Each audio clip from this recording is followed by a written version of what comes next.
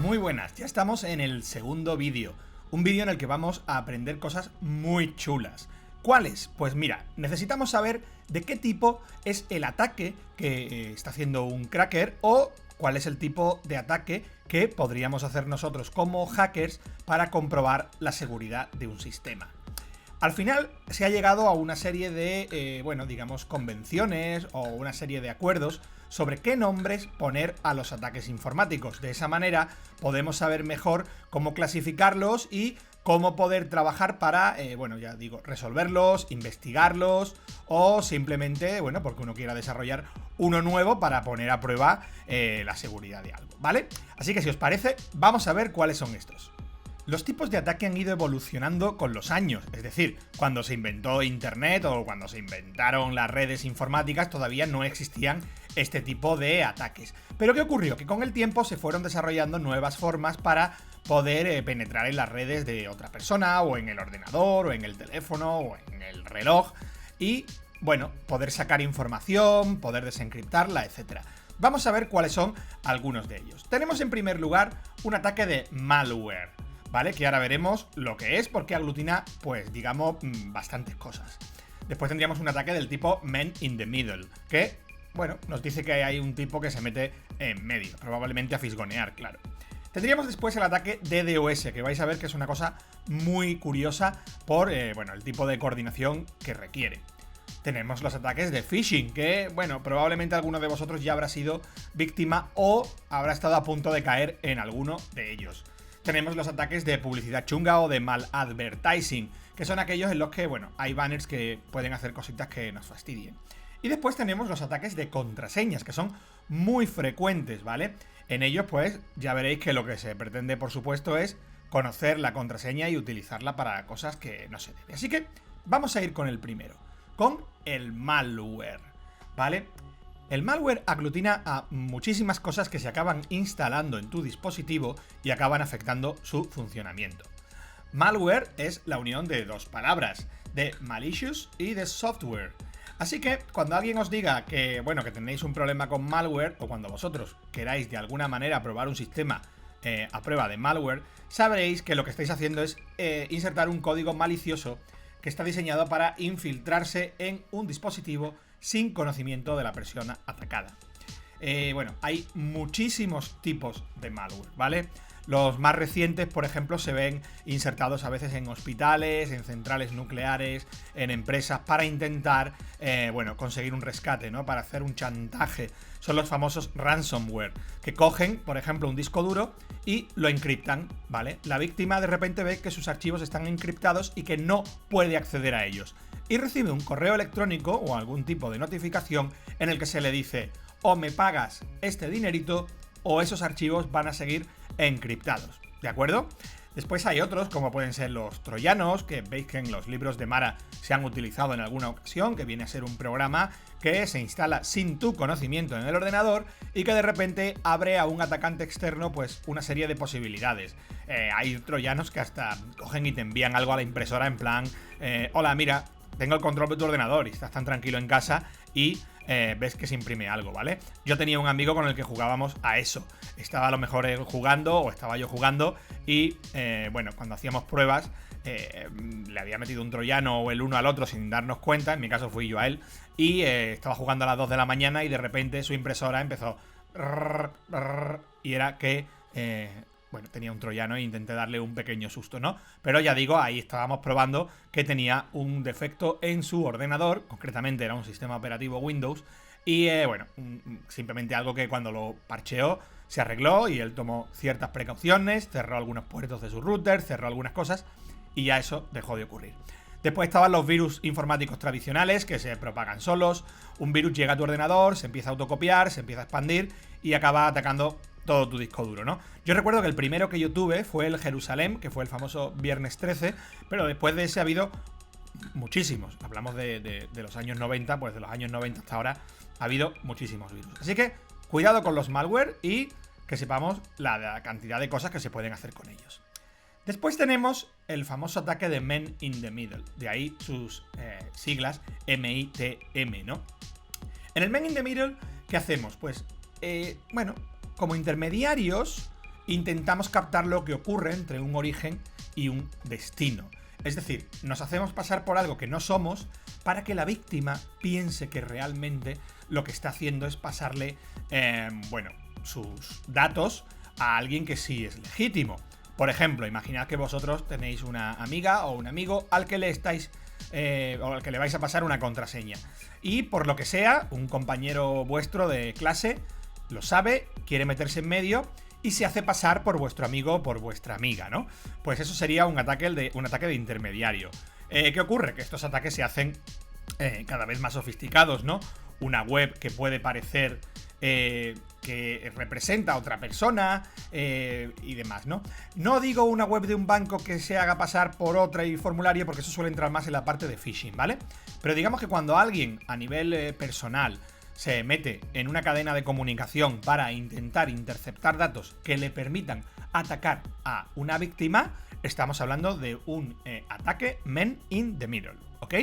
Por último, cuando hay una wifi sin cifrar, una wifi de estas que de repente aparecen y dice uno, uy, qué alegría, puedo enviar datos y puedo conectarme a internet sin gastar datos de mi teléfono móvil. Qué fantástico, me voy a conectar y vemos que no tienen ningún tipo de candadito ni nada y que se llama a lo mejor de una forma muy parecida a la red, digamos, original.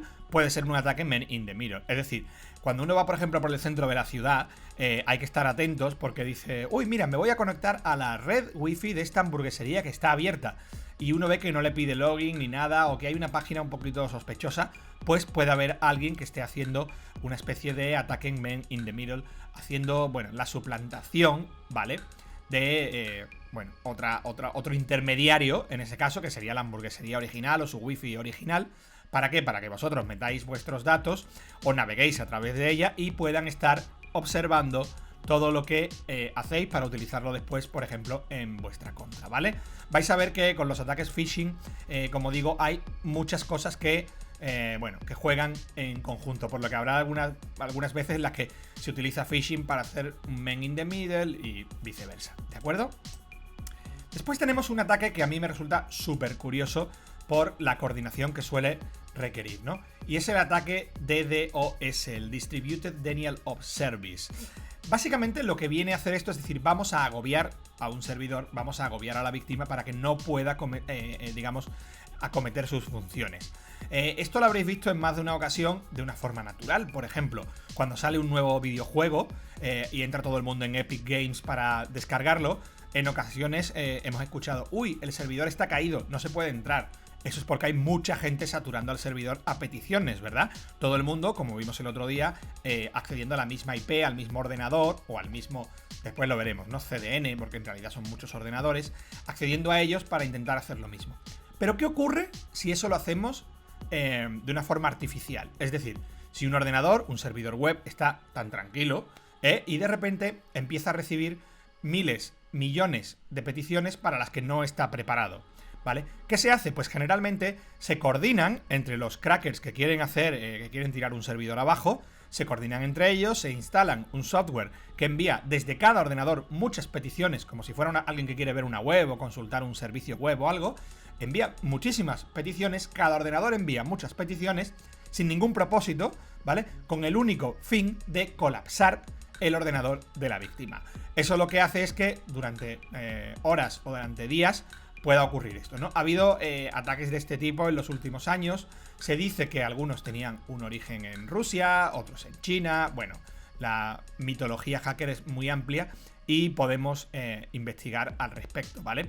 Hay un libro en ese sentido que está muy bien, que se llama Sandworm, que lo hizo uno de los editores de la revista Wired, que está muy bien porque explica todo lo que ha ocurrido en los últimos años con el tema de los hackers, los crackers y demás en toda la zona de Rusia, Estados Unidos, Israel, China, India, etc. Así que os lo recomiendo si os mola mucho este tipo de literatura. Como os decía, tenemos otro tipo de ataque que, rara es la persona a la que no le ha afectado en alguna ocasión. Es el ataque de phishing. En el ataque de phishing lo que se pretende es que, se pueda cazar a alguien que sea un poquito incauto y, se ha engañado, ¿vale? Se ha engañado desde el punto de vista de que ha recibido un correo electrónico que le dice que es su banco y no es su banco. generalmente le pedirán una contraseña, le pedirán algún tipo de credencial bueno, que en la realidad no te piden. Pero uno va con la velocidad, va con la rapidez, ve quizá la imagen del banco, el logotipo, tal. Cada vez son más sofisticados estos ataques. Se confunde y hace clic, va a una página que simula ser su banco, por ejemplo, y le dice: introduce aquí tu contraseña que te vamos a llamar para que nos expliques tal movimiento de tu cuenta bancaria. El usuario coge y lo hace porque piensa que es verdad, pero acabamos mal. Así que digamos que el phishing lo que hace es aglutinar un conjunto de técnicas que tienen como objetivo engañar a la víctima, ¿vale?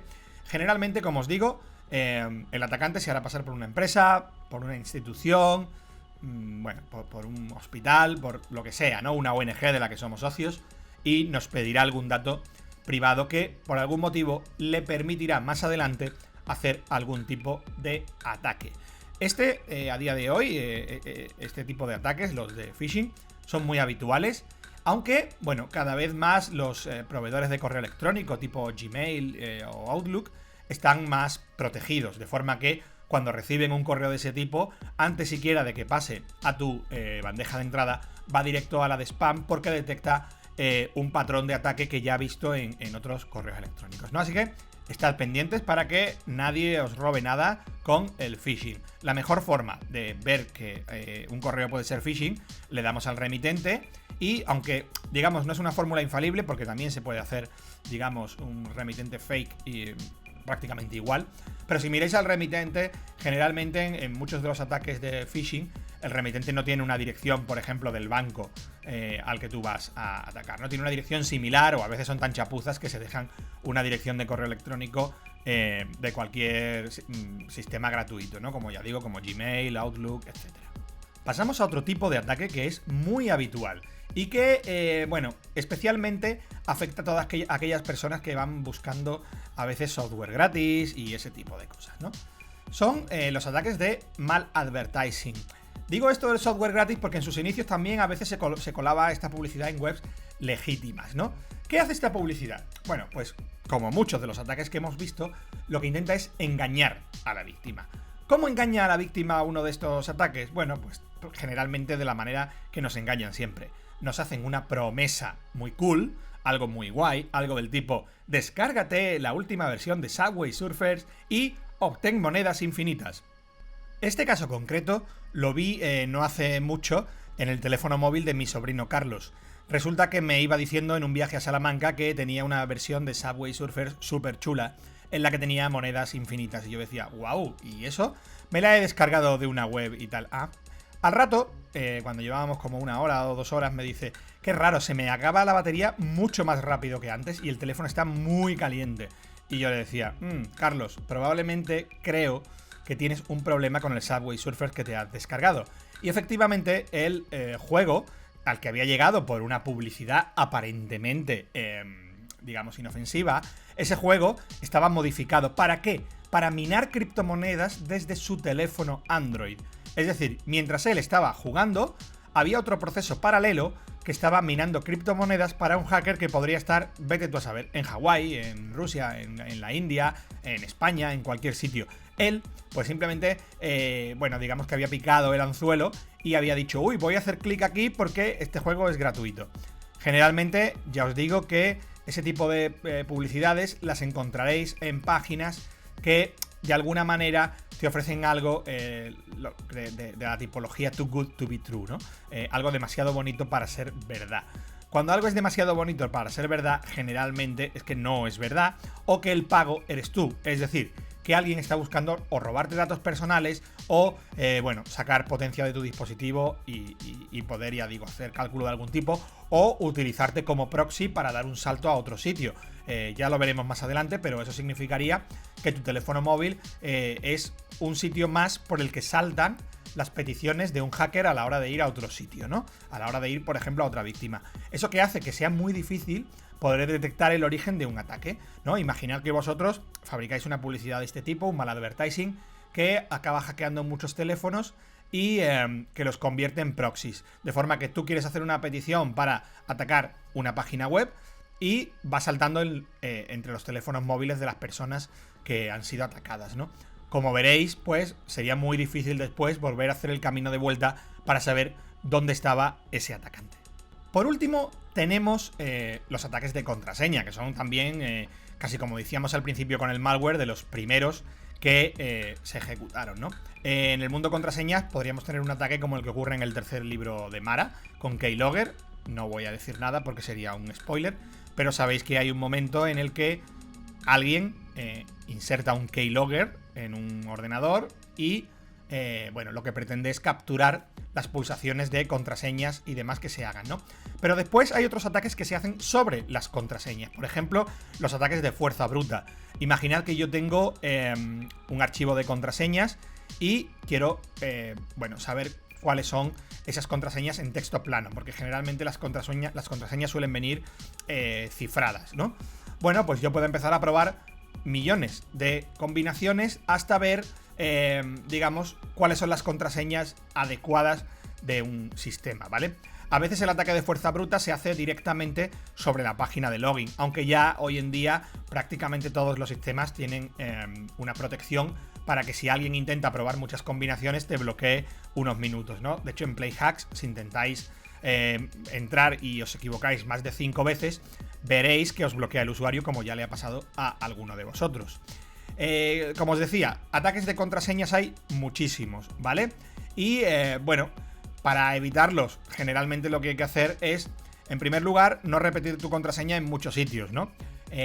Hay trucos para esto, ¿no? Yo, por ejemplo, tengo un tipo de contraseñas para webs en las que no me importa si me hackearan. O sea, la típica contraseña que, vale, es fuerte, está bien, pero que si te la roban y pueden acceder a otro sitio con ella porque, por ejemplo, estaba mal programado el sistema y se ha almacenado en texto plano, que ya veréis más adelante qué significa eso. Si el hacker la ve y la utiliza en otra página, a mí no me va a pasar nada. Y después ya, por ejemplo, está el no repetir contraseñas nunca, ni en los bancos, ni en tus correos electrónicos importantes y demás, ¿vale? Y lo más importante, que las palabras que pongáis en las contraseñas no estén en un diccionario. Porque uno de los ataques de contraseña, bueno, más habituales, es lo que se llama un ataque de diccionario, que no deja de ser, pues, probar palabras que están en un diccionario de palabras para ver cuándo conseguimos craquear esa contraseña que buscábamos, ¿vale? Así que ya os digo, fundamental, o bien tener un gestor de contraseñas, o bien utilizar también, no solo o bien, y bien utilizar la doble autenticación, es decir, que además de meter una contraseña, te mande a tu teléfono móvil, por ejemplo, un mensaje, o tengas una aplicación tipo el Google Authenticator y demás. Con todo eso lo que hacéis es dificultar que un hacker pueda coger y pueda acceder a vuestros datos, ¿de acuerdo? En el siguiente vídeo vais a ver que para evitar estos ataques, todo esto que hemos visto del malvertising, de los troyanos, de los ataques de contraseña y demás, es interesante aplicar, digamos, la política CIA, ¿vale? Que, bueno, ya os adelanto que no tiene absolutamente nada que ver con la CIA de los Estados Unidos, esta que es una grandísima fuerza para algunos y el demonio para otros, que va, resolviendo cosas, ¿no? Esa gran policía, esos grandes detectives, esos espías, ¿no? La CIA no tiene nada que ver con eso. Esto es otra CIA, pero la veremos en el siguiente vídeo.